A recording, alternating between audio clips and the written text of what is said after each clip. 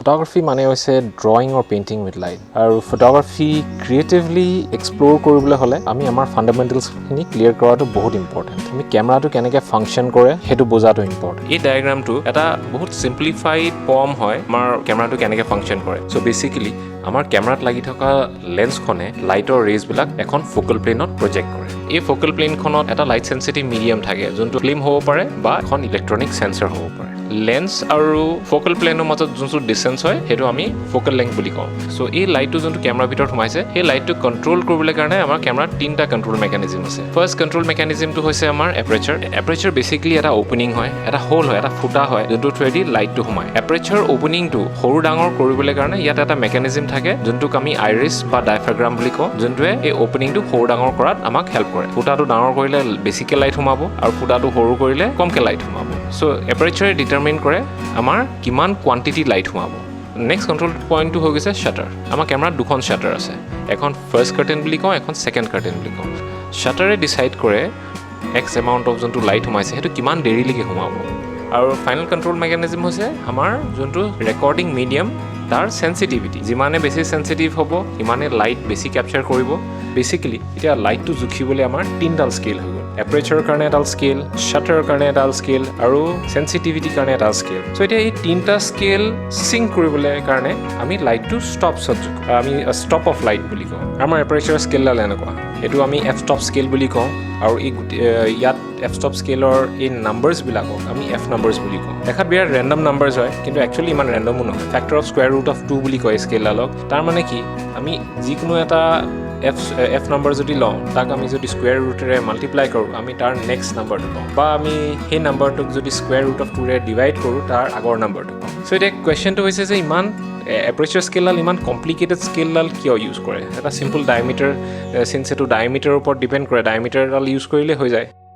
so তাৰ explanation হৈছে এনেকুৱা ফোকাল লেংথ এফ নাম্বাৰ আৰু ডায়ামিটাৰৰ ৰিলেশ্যনশ্বিপ হৈছে এইটো F divided by D equal to N য'ত এফ হৈছে ফোকাল লেংথ ডি হৈছে ডায়ামিটাৰ আৰু এন হৈছে আমাৰ স্কেলডালৰ এফ নাম্বাৰ সো এইটো এক্সপ্লেইন কৰিবলৈ এটা এক্সাম্পল লওঁ আমি দুখন ফোকাল লেংথৰ লেন্স ল'ম সে এখন 50 mm ললোঁ আৰু এখন 100 mm ললোঁ সে আমাক f1.4 ষ্টপ লাইট লাগে 50 mm ৰ কেছত ডায়ামিটাৰ 35.71 মিলিমিটাৰ হৈ যায়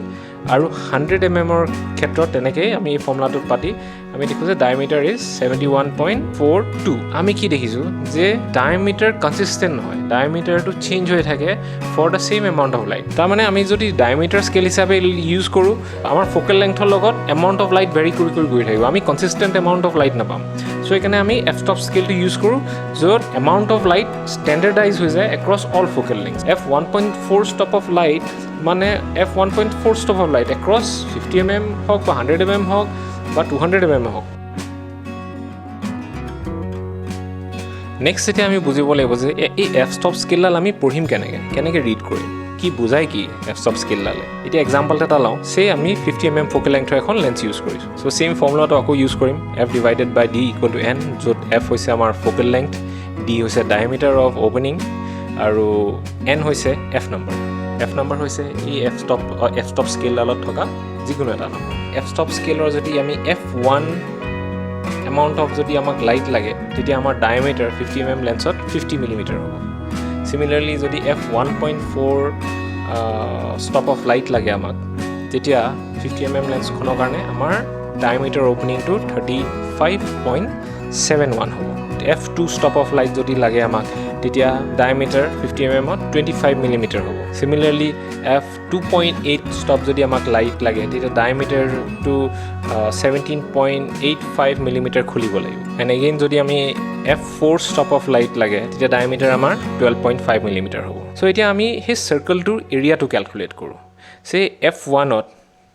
আমি ডায়ামিটাৰ পালোঁ 50 mm তাৰমানে আমাৰ ৰেডিয়াছ হৈ গ'ল 25 মিলিমিটাৰ আৰু এৰিয়া অভাৰ সাৰ্কেল হৈছে পাই r স্কয়াৰ পাই ভ্যালু 3.14 আৰু r হৈছে ইয়াত ৰেডিয়াছ সো আমি এনকে যদি ক্যালকুলেট কৰোঁ তেতিয়া আমি দেখো যে এই সাৰ্কেলৰ এৰিয়াটো সৰু হৈ আহি আছে অলমোস্ট আধা হৈ গৈছে এৰিয়া ডিক্ৰিজেছ বাই হাফ তাৰমানে f1ত এৰিয়াটো সবতকৈ ডাঙৰ আৰু যেনেকৈ আমি এফ ষ্টপ স্কেলৰ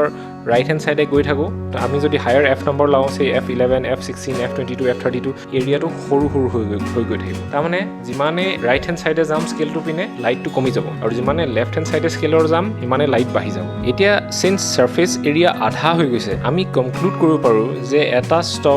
ষ্টপে আইদাৰ ডাবল লাইট সোমাব দিয়ে নহ'লে লাইটটো আধা কৰি দিয়ে এতিয়া ফৰ এক্সাম্পল আমি f5.6ত আছোঁ f4 লে যদি যাওঁ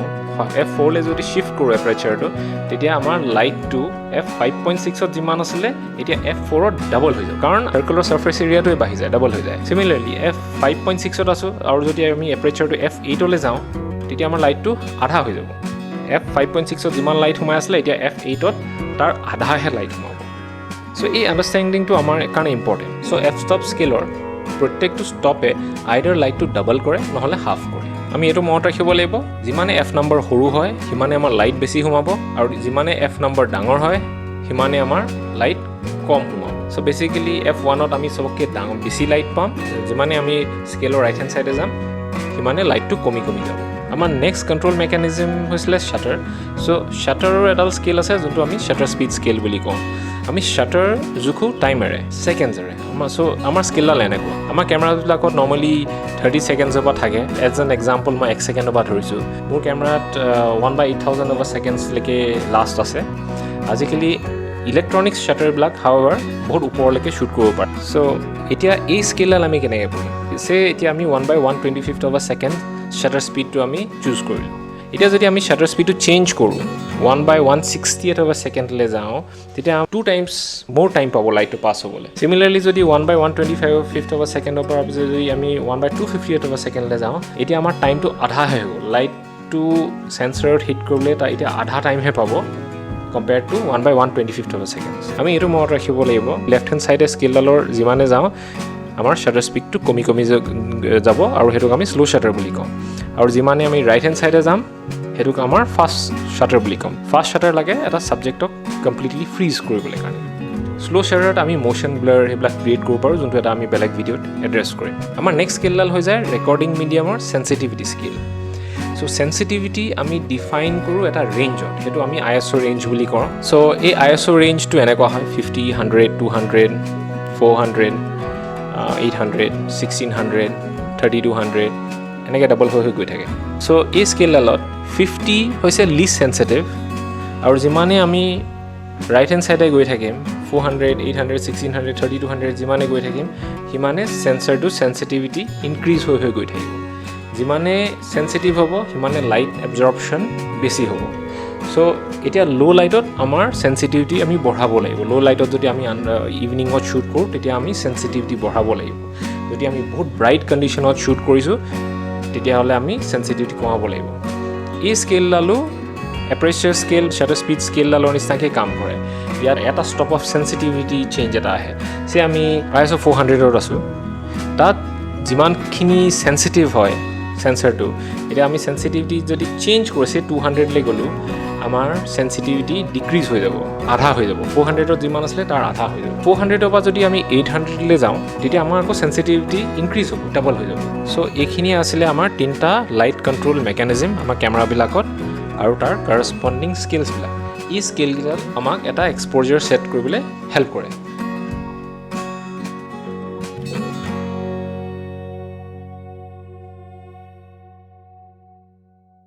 মই এইটো Canon 70D ইয়াত শাটাৰ ডাইলটো মোৰ শাটাৰ বাটনৰ ওচৰতে আছে এইটো হ'ল মোৰ শাটাৰ ডাইল মই শাটাৰ স্পীড চেঞ্জ কৰিব পাৰোঁ এইটো দি তাৰপিছত মই এপাৰেচাৰ চেঞ্জ কৰিবলৈ কাৰণে মোৰ এই মাজৰ ডাইলটো এপাৰেচাৰৰ কাৰণে দিয়া আছে এইটো ঘূৰালে